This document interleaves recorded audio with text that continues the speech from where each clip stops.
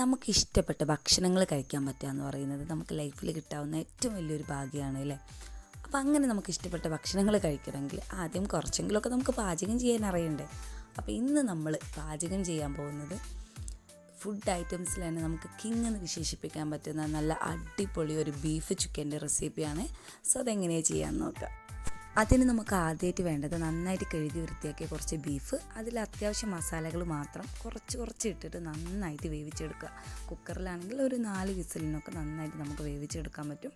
അതിനുശേഷം നമ്മൾ ഉള്ളി, ചെറിയുള്ളി, ജിഞ്ചർ, ഗാർലിക് പേസ്റ്റ്, അതേപോലെ കുറച്ച് കരിവേപ്പില, ഇതെല്ലാം കൂടെ നന്നായിട്ട് ചെറുതായിട്ട് കട്ട് ചെയ്ത് വെച്ചത്, പിന്നെ മുളക് പൊടി, മല്ലിപ്പൊടി, നമ്മൾ ഹോം മെയ്ഡ് ആയിട്ടുള്ള കുറച്ച് ബീഫ് മസാല, കുറച്ച് കോറിയൻഡർ പൗഡർ, കുരുമുളക് പൊടിയും കൂടെ ഒന്ന് ക്രഷ് ചെയ്തെടുത്തത്. അപ്പോൾ നമ്മൾ ചട്ടിയിൽ കുറച്ച് എണ്ണ ഒഴിച്ചിട്ട് അതിൽ ജിഞ്ചർ ഗാർലിക് പേസ്റ്റ് ഇട്ടിട്ട് നമ്മൾ അരച്ചെടുക്കുന്നതാവാം, അല്ലെങ്കിൽ കടയിൽ നിന്ന് വാങ്ങിക്കുന്നതാകാം. നമ്മളെപ്പോഴും ഓർഗാനിക് പ്രിഫർ ചെയ്യുന്നതാണ് നല്ലത്. നമ്മൾ വീട്ടിൽ തന്നെ അരച്ചെടുക്കുന്ന ജിഞ്ചർ ഗാർലിക് പേസ്റ്റ് ഇട്ട് കൊടുത്തിട്ട് നന്നായിട്ടൊന്ന് മൂപ്പിച്ചെടുക്കുക. അപ്പോൾ അതിൻ്റെ ഒരു കളറ് മാറുന്ന സമയത്ത് അതൊരു ബ്രൗൺ കളറായി വരും. അതിൻ്റെ പച്ചപ്പൊക്കെ മണമൊക്കെ മാറി അത് നല്ലൊരു ബ്രൗൺ കളറായി വരുന്ന സമയത്ത് നമ്മൾ അരിഞ്ഞ് വെച്ചിട്ട് വലിയുള്ളി, ചെറിയുള്ളി, കരിവേപ്പില ഇതെല്ലാം കൂടെ നമുക്ക് അതിലിട്ട് കൊടുത്തിട്ട് നന്നായിട്ടൊന്ന് വഴറ്റിയെടുക്കുക. ഇത് പലരും പല ടൈപ്പിലാണോ ചെയ്യുന്നത്.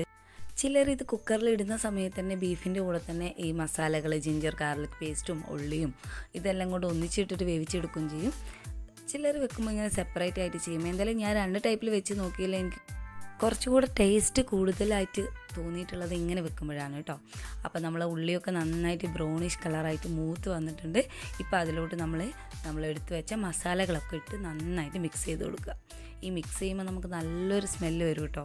അങ്ങനെ ഇതിൻ്റെ പച്ചമണമൊക്കെ മാറി ഇത് നല്ല ബ്രൗൺ കളറായി ഒക്കെ മാറിക്കഴിയുന്ന സമയത്ത് ഇതിൻ്റെ വേറെ ഈ ഒരു മസാലേൻ്റെ ഒക്കെ പച്ചമണം പോയി വേറൊരു സ്മെല്ല് വരും. അതേപോലെ ഈ മസാലകളൊക്കെ ഒരു ബ്രൗൺ കളറായിട്ട് കാണാം നമുക്ക്. അപ്പോൾ ഏകദേശം ഇത് കുക്കായിട്ടുണ്ട്, ഈ പൊടികളൊക്കെ കുക്കായിട്ടുണ്ട് എന്നാണ് അതിൻ്റെ അർത്ഥം. അപ്പോൾ ഇങ്ങനെയൊക്കെ ഒന്ന് സെറ്റായി അതിൻ്റെ പച്ചപ്പൊക്കെ മാറുന്ന സമയത്ത് നമ്മൾ എന്ത് ചെയ്യണം, നമ്മൾ വേവിച്ച് വെച്ച ആ ബീഫിനെ ഈ മസാലയിലോട്ട് നന്നായിട്ട് കൊട്ടിയിട്ട് നന്നായിട്ട് ഇളക്കി യോജിപ്പിച്ച് കൊടുക്കുക. അത് ആ മസാലകളൊക്കെ ആ ബീഫിൽ പിടിക്കുന്നവരെ നന്നായിട്ട് നമ്മൾ അത്യാവശ്യം വലിയൊരു കയ്യിലെടുത്ത് ഇളക്കണം കേട്ടോ. ഞാനൊരു ചെറിയ സ്പൂൺ ആയതുകൊണ്ട് എനിക്ക് ഒരുപാട് പ്രാവശ്യം ഇളക്കി കൊടുക്കേണ്ടി വരുന്നുണ്ട്. നിങ്ങൾ അത്യാവശ്യം നല്ലൊരു കയ്യിലെടുക്കുകയാണെങ്കിൽ പെട്ടെന്ന് തന്നെ തീരും.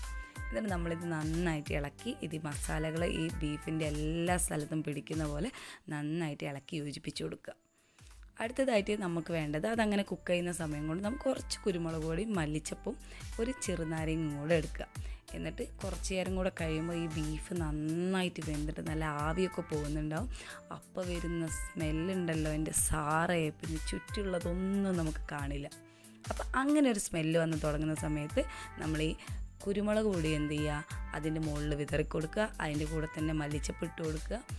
അതിൻ്റെ കൂടെ നമ്മൾ ഈ എടുത്ത് വെച്ചിട്ടുള്ള ലെമന് കുരു കളഞ്ഞിട്ട് അതിൻ്റെ ജ്യൂസ് മാത്രം ഈ ബീഫിലൂടെ ഇങ്ങനെ ഉറ്റിച്ച് കൊടുക്കുക.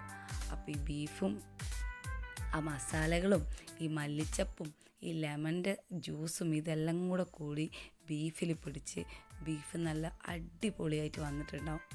എന്നിട്ട് നമ്മളതൊരു പ്ലേറ്റിലോട്ട് സെർവ് ചെയ്തിട്ട് നമ്മൾ വീട്ടിലുള്ള ഏതെങ്കിലും ഒരു ഷെഫിൻ്റെ അടുത്ത് നമ്മളിത് ടേസ്റ്റ് നോക്കാൻ കൊടുക്കണം. കാരണം നമ്മൾ ഉണ്ടാക്കിയ ഫുഡ് എങ്ങനെയുണ്ടെന്ന് നമുക്ക് അറിയണ്ടേ. അപ്പം ഞങ്ങളെ വീട്ടിലെ ഒരു പ്രധാന ഷെഫിൻ്റെ അടുത്താണ് ഞാൻ കൊടുത്തേക്കുന്നത്. ഓൾറെഡി ഞാൻ പറഞ്ഞുകൊണ്ട് തന്നെ അതൊരു ആക്ഷനായി മാറി. പക്ഷേ സംഭവം അടിപൊളിയായിരുന്നു കേട്ടോ. എല്ലാവരും കഴിച്ചു നോക്കിയിട്ട് ടേസ്റ്റ് ഉണ്ടെന്ന് പറഞ്ഞു.